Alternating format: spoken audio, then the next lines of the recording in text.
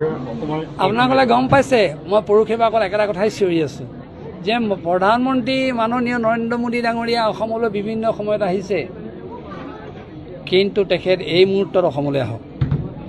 কাৰণ অসমৰ যিটো এতিয়া ভয়াৱহ বান পৰিস্থিতি কাৰো লগত তুলনা কৰিব নোৱাৰি।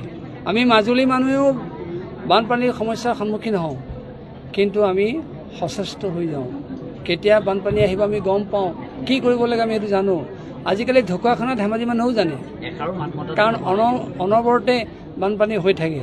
কিন্তু এই যোৰহাট, শিৱসাগৰ, চৰাইদেউ জিলাত যি অভূতপূৰ্ব বানৰ সংহাৰী লীলা হ'ল, এয়া কাৰো লগত তুলনা নাখাতে। সেইকাৰণে আমি কৈছোঁ প্ৰধানমন্ত্ৰী ইয়ালৈ আহক, মানুহৰ হাহাকাৰ ধ্বনি এবাৰ শুনক। বানপানীৰ বন্যা, মানুহৰ চকুলোৰ বন্যাৰ তেখেতে এবাৰ প্ৰত্যক্ষ দৰ্শন কৰক।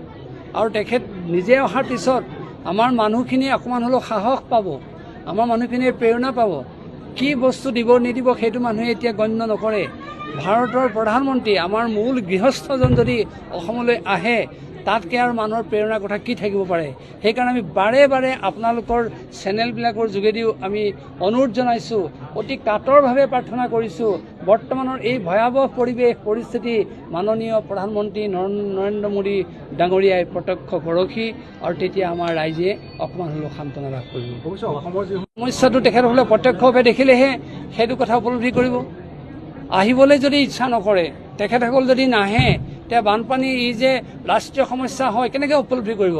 কাগজে পত্ৰই কেৱল কাৰোবাৰ কথা শুনি কেৱল ৰাষ্ট্ৰীয় সমস্যা এটা ঘোষণা কৰিব নোৱাৰে। সেয়ে আমি বাৰে বাৰে কৈছোঁ, কেন্দ্ৰীয় নেতৃবৰ্গ অসমলৈ আহক, মাননীয় প্ৰধানমন্ত্ৰী ডাঙৰীয়া অসমলৈ আহক। এবাৰ তেখেতসকলে নিশ্চয় অনুভৱ কৰিব পাৰিব যে এইটো ৰাষ্ট্ৰীয় সমস্যা হয়নে নহয়।